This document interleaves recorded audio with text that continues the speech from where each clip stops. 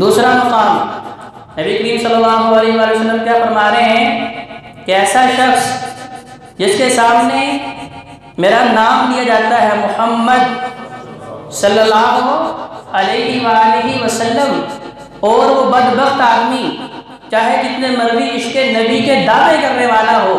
عشق نبی کے نعرے لگانے والا ہو، اپنے سینے پہ نعرے مبارک سجانے والا ہو، 12 دن نبی کے جشن کی تیاریاں کرنے والا ہو، لیکن جب اس کے سامنے میرا نام لیا جاتا ہے اس کی زبان پہ درود و سلام جاری نہیں ہوتا، امت کا بد نصیب اور بخیل آدمی ہے۔ جبریل امین دعا کر رہے ہیں کہ اللہ اس کی عزت کو رسوا کر دے، اسے خاک میں ملا دے، تباہ و برباد کر دے، اور نبی رحمت للعالمین آمین کہہ رہے ہیں۔ اس کا مطلب کیا ہے کہ جب بھی نبی علیہ السلام کا نام نامی اس میں گرامی سنتے ہیں تو سب سے پہلی فرصت میں ہی سارے کام چھوڑ کے نبی کریم صلی اللہ علیہ وآلہ وسلم پہ درود و سلام بھیجنا عین ایمان ہے۔ اگر آپ نہیں بھیجتے تو ایک مقام پہ نبی علیہ السلام نے فرمایا کہ میری امت کا سب سے بخیل ترین برا بخیل آدمی وہ ہے جو درود نہیں بھیجتا، اور اس موقع پہ تو نبی علیہ السلام بد دعا بھی دے رہے۔ ذاتیوں کا تیسرا مقام، خاص طور پہ جو نیکیوں کا موسم بہار گزر رہا ہے،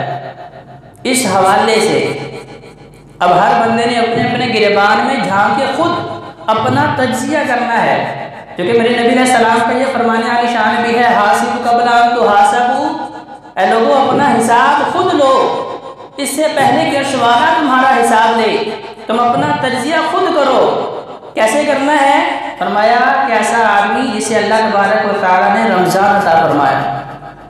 وہ رمضان جس کی ہر گھڑی باعث رحمت، باعث برکت، جس کی ہر گھڑی میں اللہ کی طرف سے بخششوں کا نزول ہو رہا ہے،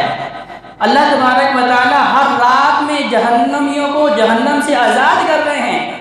لیکن یہ آدمی رمضان آیا ہے اس نے اپنی زندگی کو بدلا نہیں ہے۔ رمضان سے پہلے بھی بے نمازی تھا، رمضان کے آنے کے بعد بھی بے نمازی ہے۔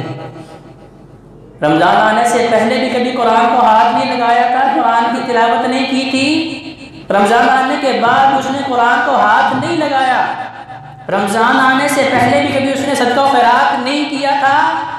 نیکیوں کا موسم بہار آنے کے بعد بھی اس نے اللہ کا دیا ہوا مال اللہ کی راہ میں خرچ نہیں کیا۔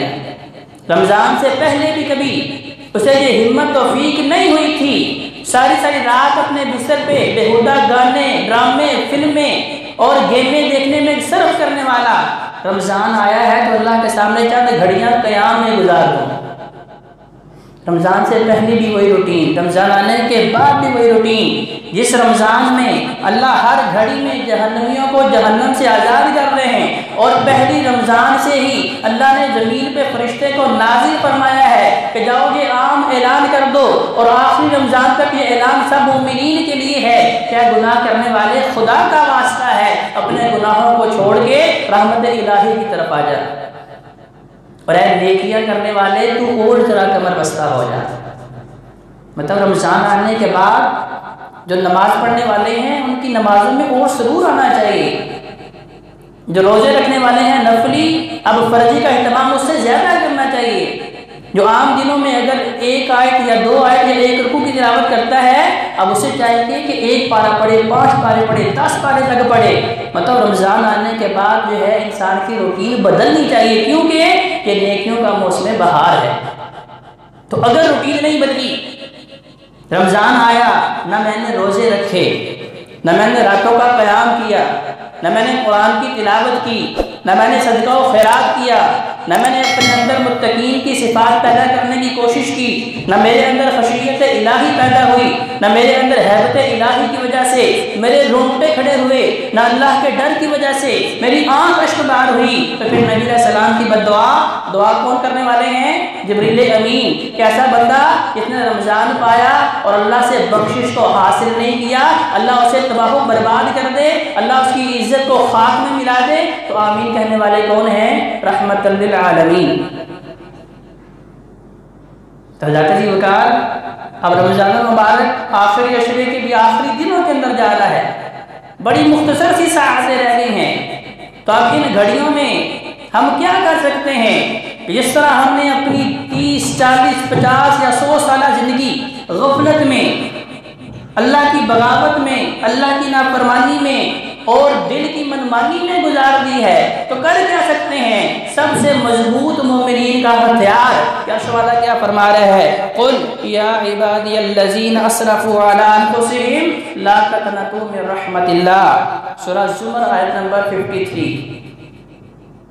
اللہ اپنے نبی سے فرما رہے ہیں، نبی اعلان کر دیجئے،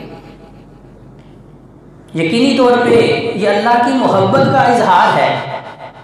تو نبی علیہ السلام نے فرمایا کہ اللہ اپنے بندے سے 70 ماؤں سے زیادہ پیار کرنے والا ہے، تو جا کر یہ انکار اس کا عملی ثبوت دیکھیے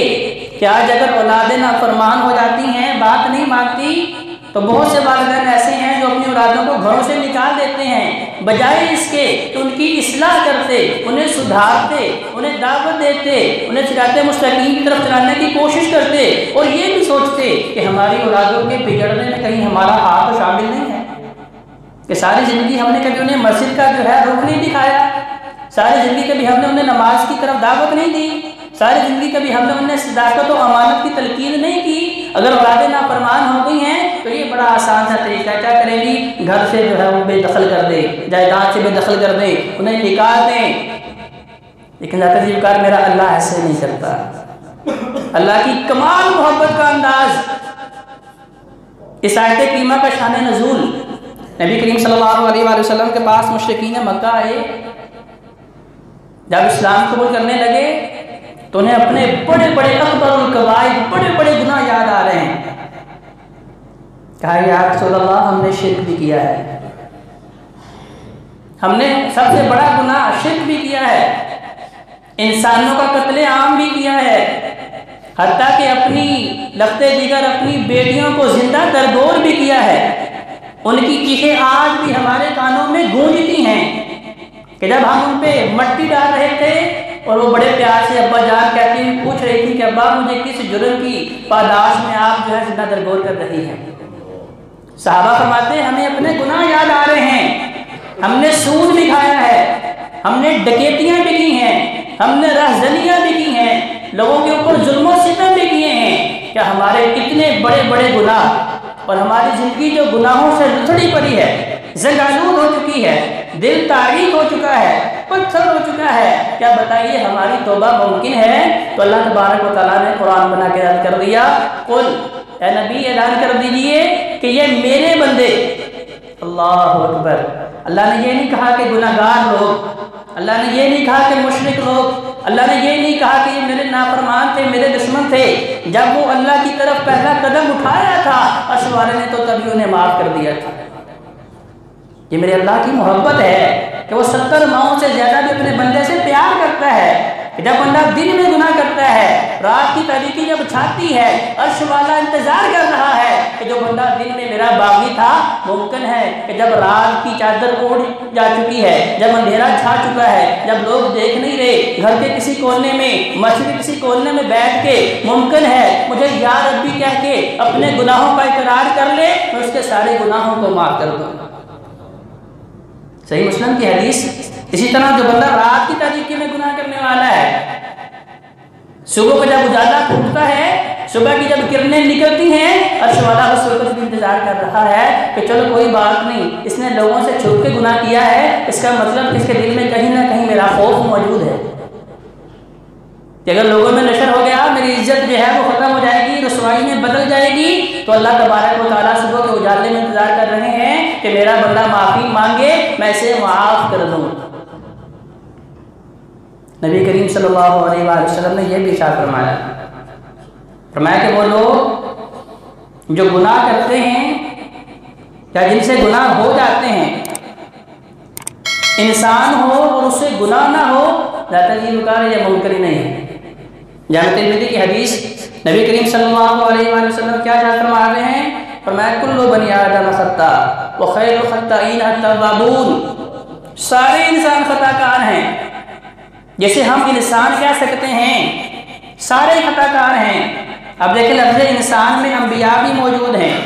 شہداء بھی موجود ہیں، صادقین بھی موجود ہیں، سخی بھی موجود ہیں، فیاض بھی موجود ہیں، روزہ رکھنے والے بھی موجود ہیں، نمازیں پڑھنے والے بھی موجود ہیں۔ اس لفظ انسان میں نیک، بد، فاجر، فاسق سارے موجود ہیں۔ فرمایا سب سے خطا ہو جاتی ہے، یہ بشری تقاضا ہے، کیونکہ شیطان جس نے اللہ کی ربوبیت کی قسم اٹھا کے کہا تھا لَأُغْوِيَنَّهُمْ أَجْمَعِينَ کہ اللہ اس انسان کی فوقیت کی وجہ سے، اس کی برتری کی وجہ سے مجھے جنت سے نکالا گیا ہے، اللہ مجھے تیرے رب ہونے کی قسم ہے کہ میں انہیں جنت سے ضرور ضرور روکوں گا۔ توش والے نے بھی کیا فرمایا تھا؟ اے شیطان جو تیرے ہیں وہ میرے نہیں، اور جو میرے ہیں وہ تیرے۔ تو اللہ تبارک و تعالیٰ نے توبہ کی صورت میں ایک ایسا بہترین ہتھیار اہل ایمان کو دیا ہے کہ مرنے سے پہلے، موت کا فرشتہ لانے سے پہلے اگر انسان توبہ کر لیتا ہے تو اللہ تبارک و تعالیٰ کو یہ توبہ کرنا اتنا پسند آتا ہے کہ اللہ تبارک و تعالیٰ گناہوں کو بھی معاف کر دیتے ہیں، بلکہ انہیں نیکیوں میں تبدیل بھی کر دیتے ہیں۔